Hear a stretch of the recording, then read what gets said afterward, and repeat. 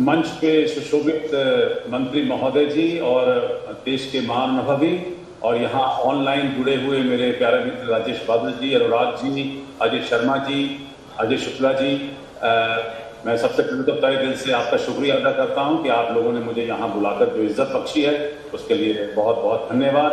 दो लाइनें मुझे याद आ रही है कि सारे जहां से अच्छा हिंदुस्तान हमारा, हम बुलबुलें हैं इसकी, ये गुलसितां हमारा।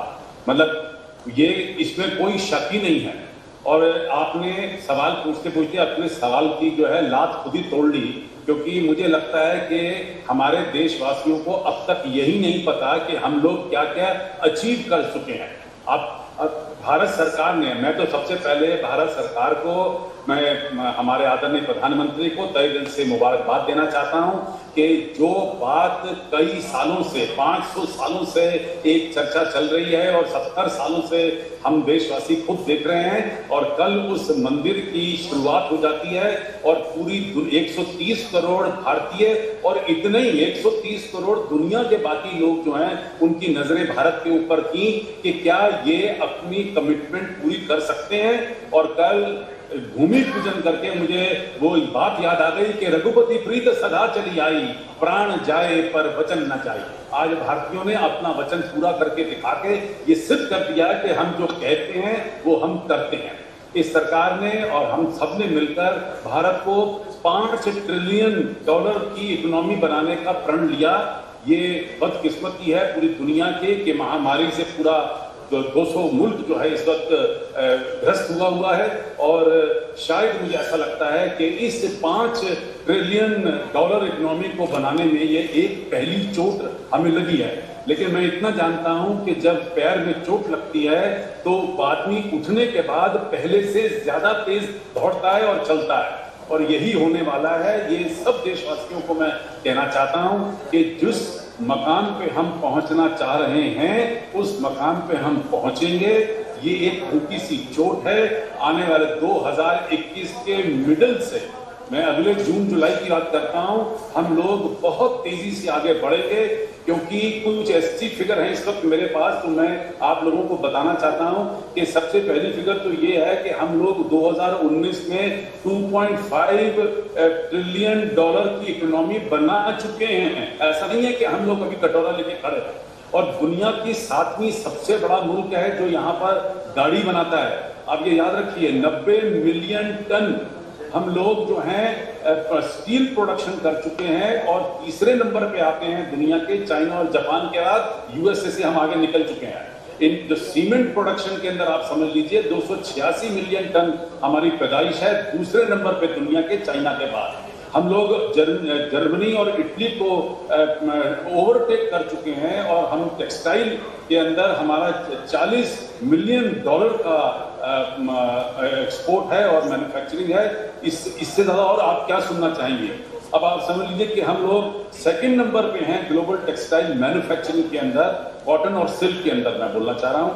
और आप समझिए कि तकरीबन हम लोग 4th नंबर पर आते हैं। रिफाइनिंग कैपेसिटी हमारी 4.3 बिलियन बैरल्स पर डे है। आप ये सोचिए, 4थे नंबर पे हैं हम लोग। 12 लाख गीगावाट हम लोग पावर तैयार कर रहे हैं, और हम दुनिया में 4थे नंबर के ऊपर आते हैं। हमारी, आप समझिए कि जो हमारी सोलर एनर्जी के अंदर हम लोग इस टाइम नंबर 1 चल रहे हैं। हमारी कैपेसिटी जो है इंडिया की, हमारी जो cumulative installation of wind power and project है वो हम 4थे नंबर पर आते हैं। आप ये समझिए कि 13.5 लाख हमारी इंडियन आर्मी है, और हम लोग दुनिया की 4थी नंबर सबसे पावरफुल आर्मी गिनी जाती है। करीब 60,000 हमारे नेवी के लोग हैं, और हम लोग दुनिया की 4थे नंबर पर नेवी गिने जाते हैं। आप मतलब कहाँ आप बातें कर रहे हैं? ISRO की बात करूं तो मून और मार्स पे जाने वाले 20 सैटेलाइट भेजने वाला सिर्फ एकमात्र मुल्क सिर्फ हिंदुस्तान है।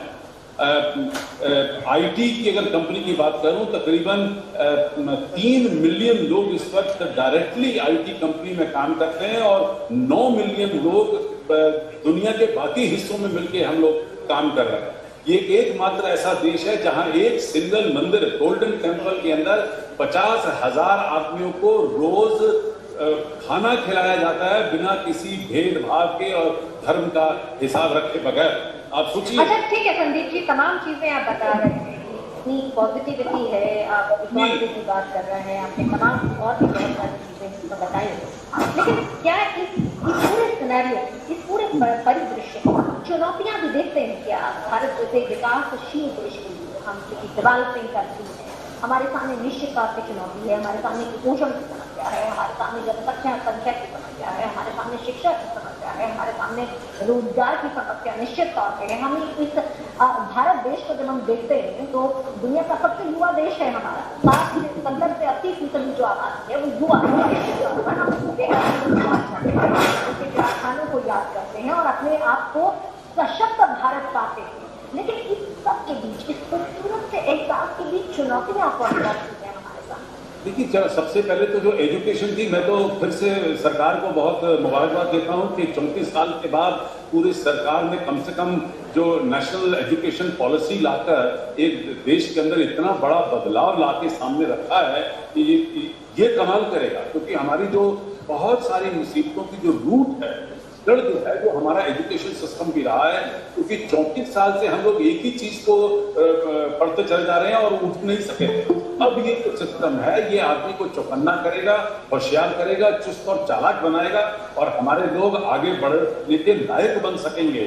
और एजुकेशन सिस्टम को सबसे बड़ा बदलाव लाना इसलिए जरूरी था कि 31 करोड़ स्टूडेंट है हमारे इस देश के अंदर, 1 करोड़ टीचर है, आप हैरान होंगे, और 15 लाख स्कूल है, 40,000 स्टैंड अलोन इंस्टीट्यूशन है, 950 यूनिवर्सिटी है, और ये बदलाव लाना अत्यंत जरूरी था। आप भूल रहे हैं कि हंगरी की टोटल पॉपुलेशन 2 करोड़ है, नेदरलैंड की पॉपुलेशन 1 करोड़ है, और 31-32 करोड़ लोग हमारे सिर्फ एजुकेशन के साथ जुड़े हुए हैं, और आधा से ज्यादा यूरोप जो है वो हमारे स्कूल और कॉलेजों में सिर्फ बैठा है। लॉकडाउन अभी तक स्कूल और कॉलेज के लिए इसलिए नहीं खोला गया कि 32 करोड़ लोग कम से कम संभला हुआ है, और 32 करोड़ के साथ कम से कम अगर एक उनका पेरेंट साथ जुड़े तो 32 करोड़ वो भी जुड़ा हुआ है, तो करीब 60 करोड़ लोग तो इसलिए घर पे बैठे हैं। और आपने ये पेंडेमिक का असली असर नहीं देखा, ये बड़ी भारी अकलमंदी थी कि लॉकडाउन में एक बच्चे के साथ कम से कम एक घर में एक पेरेंट बैठा है तो हम लोग बच गए, नहीं तो यहाँ महामारी के अंदर कई करोड़ लोग संक्रमित और कई करोड़ लोग इस वक्त मौत के घाट कर सकते थे। किस खूबसूरत तरीके से इस पूरी पेंडेमिक की प्लानिंग इस देश की हुई है, इसको भी आज जरा थोड़ा सा सराहिए। और मैं बड़ा दाद देता हूं कि पिछले इन 6-7 सालों के अंदर, 6 सालों में खास तौर पे नई सरकार ने इतनी सारी सामने लाई हैं, चाहे वो किसान योजना हो तो किसान को संभालने की कोशिश की है, पेंशन की स्कीम जो लाई है उसमें फार्मर, लेबर और शॉपकीपर्स को उन्होंने सराहा है, जल शक्ति और एक वाटर मिनिस्ट्री, क्योंकि आने वाली प्रॉब्लम जो है वो जल की प्रॉब्लम होने वाली थी, उससे पहले ही चौकन्ना होकर ये मिनिस्ट्री क्रिएट कर दी गई। करीब 25,000 जो मिडिल क्लास के घरों को सामने लाया गया है, तो घर की प्रॉब्लम सॉल्व करने की कोशिश की जा रही है।